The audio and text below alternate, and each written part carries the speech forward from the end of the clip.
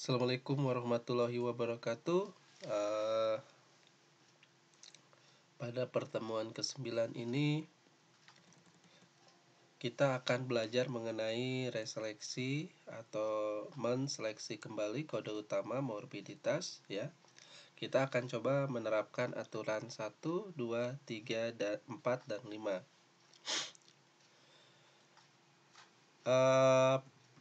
Pada buku volume 2 ada aturan untuk mereseleksi kondisi utama yang salah rekam ya.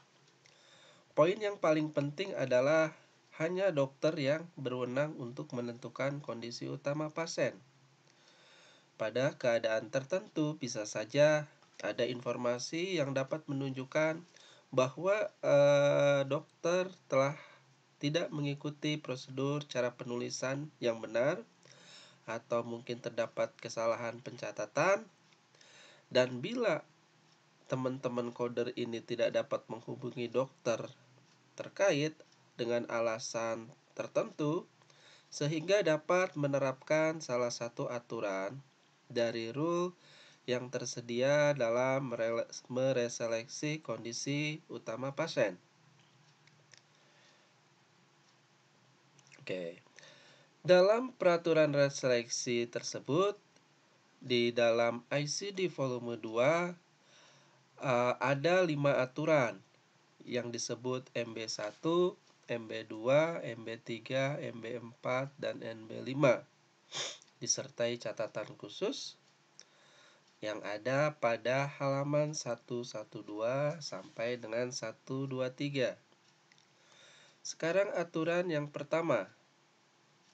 Bila kondisi minor direkam sebagai kondisi utama atau disebut main condition, kondisi yang lebih bermakna direkam sebagai kondisi lain atau istilahnya other condition.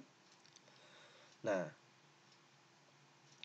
kondisi utama adalah kondisi yang relevan yang bagi perawatan yang terjadi dan jenis spesialis yang mengasuh. Maka pilih kondisi yang relevan sebagai kondisi utama. Oke, sekali lagi teman-teman pahami. Kondisi minor direkam sebagai kondisi utama, sedangkan kondisi yang lebih bermakna direkam sebagai kondisi lain. Oke. Kondisi utama itu adalah kondisi yang relevan bagi perawatan yang terjadi dan jenis spesialis yang mengasuh. Maka pilih yang relevan sebagai kondisi utama. Misalnya contohnya adalah dispepsia. Kondisi lainnya akut appendicitis. Ada akut abdominal pain. Lalu prosedurnya appendektomi. Teman-teman, lalu spesialisnya, teman-teman lihat spesialisnya apa? Bedah digestif. Oke, kita teman-teman maka pilih reseleksi akut appendicitis sebagai kondisi utama. Kodenya K35.9. Lalu selanjutnya, kondisi utamanya adalah akut sinusitis. Kondisi lainnya CA endocervix. Lalu ada hipertensi juga dicatat. Lama rawatnya ada 3 minggu. Tindakannya adalah histerektomi. Spesialisnya ginekologi. Kita pilih CA endocervix ya. Kita lihat di ICD volume 3 halaman 369 sampai 401. Oke, kalau di volume 1 kita bisa lihat halaman 1179 sampai 1204. Nah, lalu contoh selanjutnya adalah rheumatoid arthritis. Kondisi utama. Kondisi lainnya adalah DM. Lalu juga ada strangulated femoral hernia. Lalu ada arteriosklerosis. Lama rawatnya 2 minggu ya. Teman-teman, tindakannya herniorapi ya. Berarti di sini ada terjadi tindakan. Spesialisnya bedah. Berarti kondisi utama yang tepat adalah strangulated femoral hernia. Ya. K41.3. Oke. Lalu contoh selanjutnya adalah kondisi utamanya adalah congestive heart failure. Lalu kondisi lainnya adalah fracture neck of femur due to fall from bed during hospitalization. Jatuh pada tempat tidur pada waktu dirawat. Oke. Lama rawatnya 4 minggu. Tindakannya adalah internal fixation of fracture. Ya. Spesialisnya penyakit dalam 1 minggu, lalu ditransfer ke bedah ortopedi untuk frakturnya. Ya. Jadi 1 minggu dirawat untuk penyakit jantungnya, 1 minggu karena jatuh. Dia ditransfer ke dokter bedah ortopedi. Pilih fraktur leher femur S72.0 dan W06 2.9. Nah, lalu selanjutnya ke aturan yang kedua.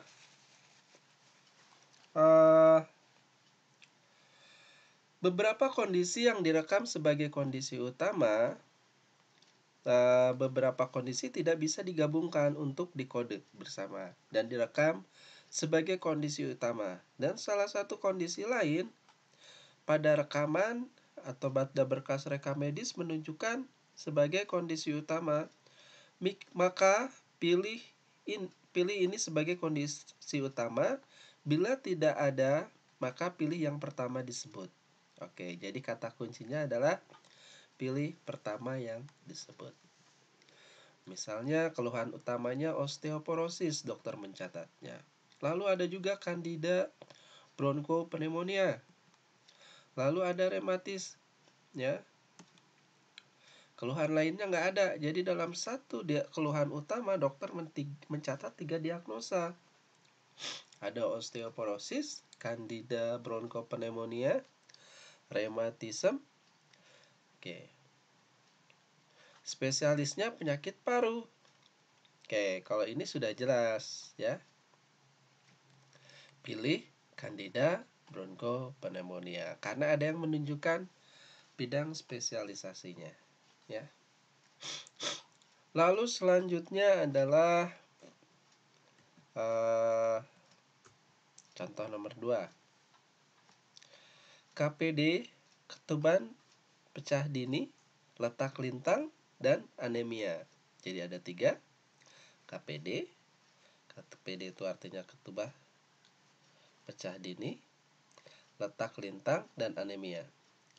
Keluhan lainnya tidak ada. Partus spontan. Oke. Reseleksi prematur rupture of membrane atau KPD istilahnya. Kodenya O42.9 atau O80.8. Transfer positionnya untuk letak lintangnya.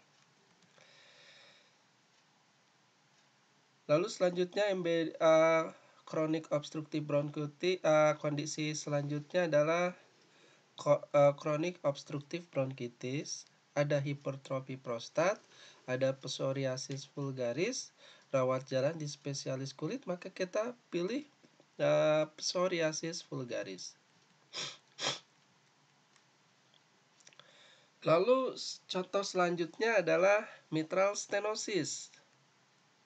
Ya, kondisi utamanya. Ada dokter dalam kondisi utama mencatat akut bronkitis, rheumatoid arthritis. Kondisi lainnya tidak ada. Dokternya ada dokter umum. Maka kita terapkan aturan MB1 adalah pilih. Tidak ada informasi yang terkait lagi, ya. Kita pilih mitral stenosis, diagnosa yang pertama disebut, ya. Lalu selanjutnya adalah MB2. Contohnya adalah ischemic heart disease, staphylococcal meningitis, lalu katarak. Kondisi lainnya tidak ada. Lama rawatnya 5 minggu. Spesialisnya saraf. Ini sudah bisa menunjukkan. Berarti kondisi utama adalah staphylococcal meningitis G00.3. Oke, sekarang aturan yang ketiga. Kondisi yang direkam sebagai kondisi utama menggambarkan suatu gejala yang timbul akibat suatu diagnosis atau kondisi yang ditangani. Pada bab 18,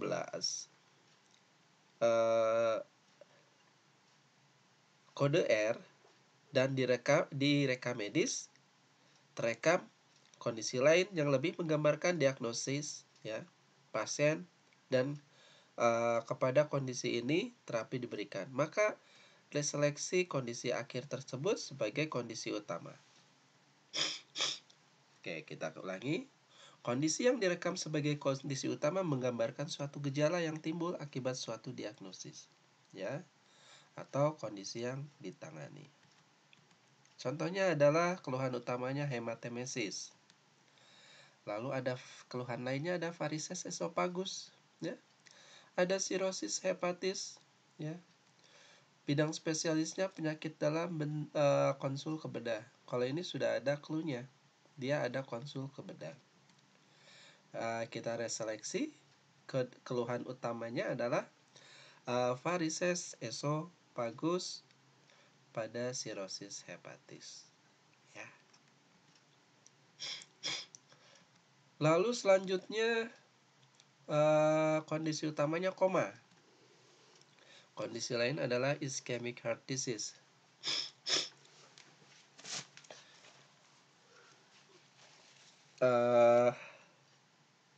Ada osteosklerosis, ada IDDM, ya, insulin dependent diabetes mellitus. Spesialisnya endokrinologi. Endokrinologi. Asuhannya adalah pengaturan dosis insulin yang tepat. Maka di sini teman-teman pilih kondisi utamanya adalah IDDM, ya. Yang koma ini disebabkan oleh DM-nya. Lalu contoh selanjutnya adalah acute abdominal pain. Kondisi lainnya adalah appendicitis. Tindakannya sitoapendiktomi. Reseleksinya appendicitis. Namun karena tindakannya adalah sitoapendiktomi, maka appendicitis perlu dirinci keterangannya. Oke, kita lihat di halaman ICD 10 volume 1. Ya.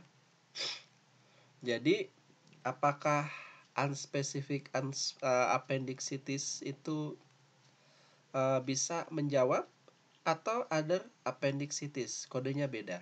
Jadi teman-teman perlu lihat volume 1-nya, ya. Terus ada juga akut appendicitis. Jadi ini harus dilihat volume 1-nya.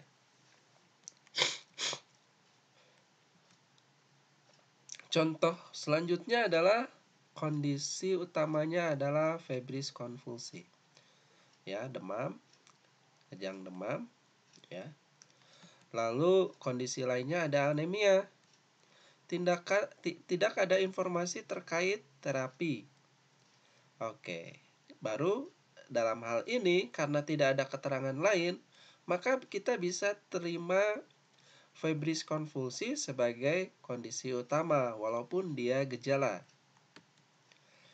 Nah, ini tidak bisa menerapkan MB3 karena kondisi yang pertama tersebut tidak mempresentasikan simptom dari kondisi yang lainnya.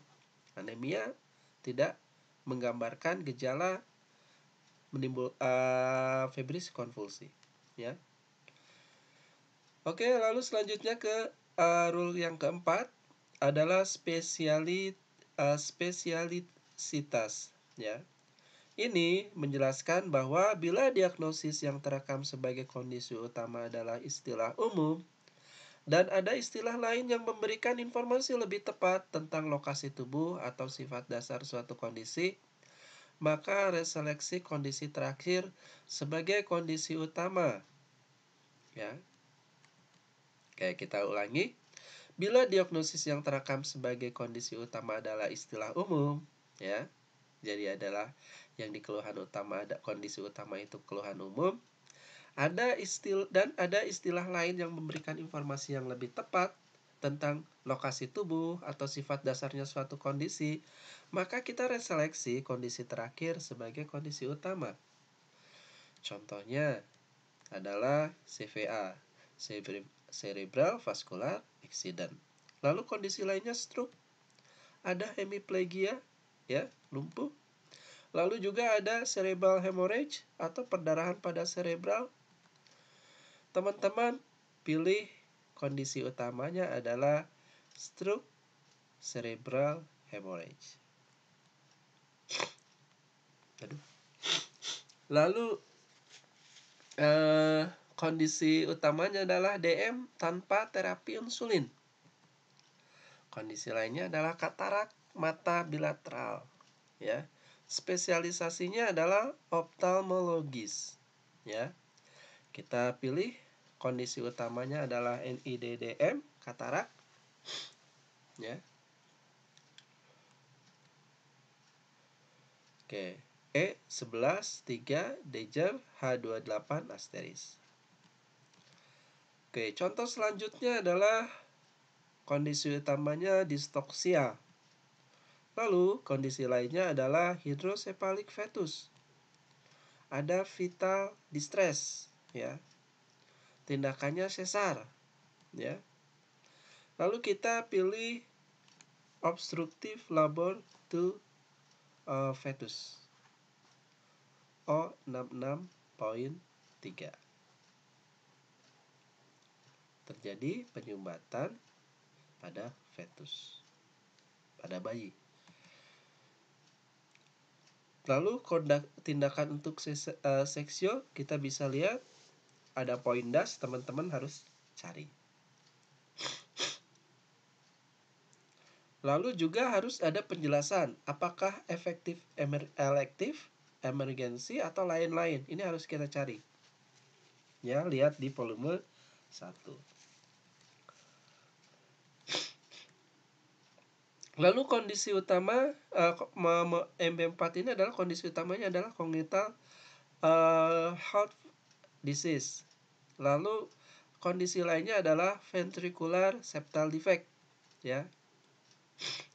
Diseleksi ventricular septal defect, lalu ventricular ini lebih spesifik dari congenital heart disease. Lalu aturan yang terakhir atau MB5 adalah suatu tanda atau gejala yang direkam sebagai kondisi utama dengan indikasi kondisi terkait adalah suatu kondisi atau gejala. Dan kondisi lain diseleksi gejala tersebut sebagai kondisi utama.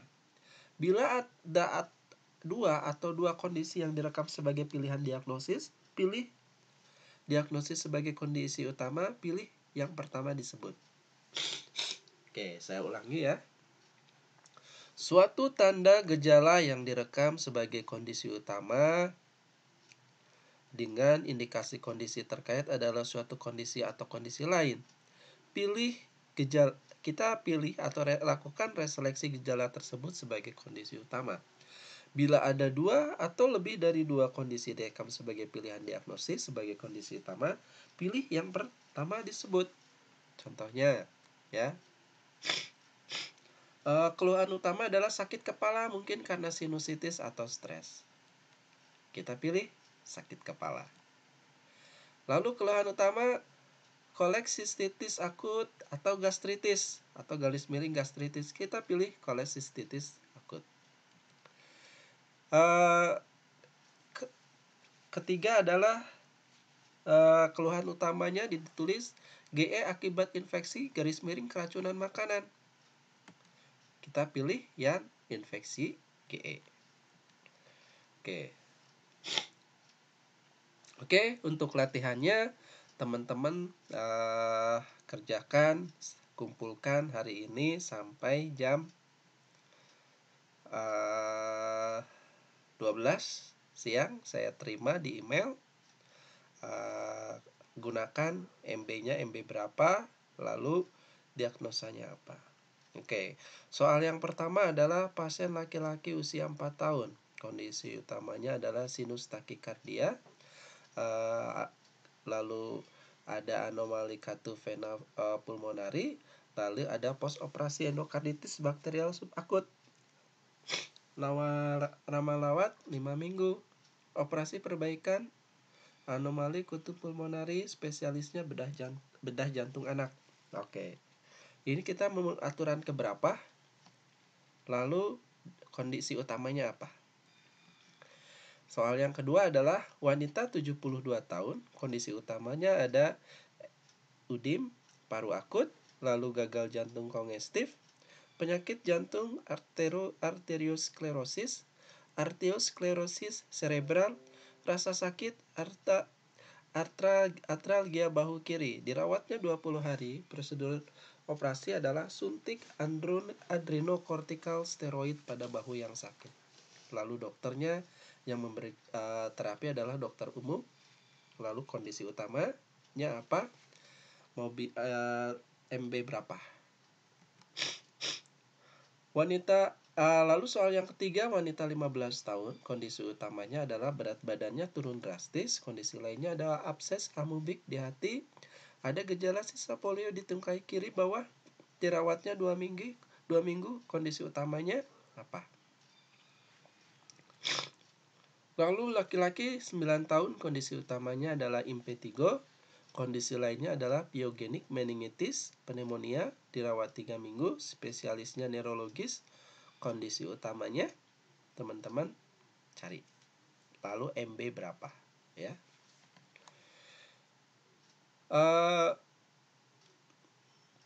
Soal yang kelima adalah wanita 77 tahun, kondisi utamanya sakit dada akut, kondisi lainnya adalah MCI ya. Myocardial infark pada dinding arteriol, edema paru, ada gagal ginjal. Spesialisnya dirawat pasien dirawat 25 hari, spesialisnya kardiologis. Kondisi utamanya apa? MB-nya, rule-nya nomor berapa?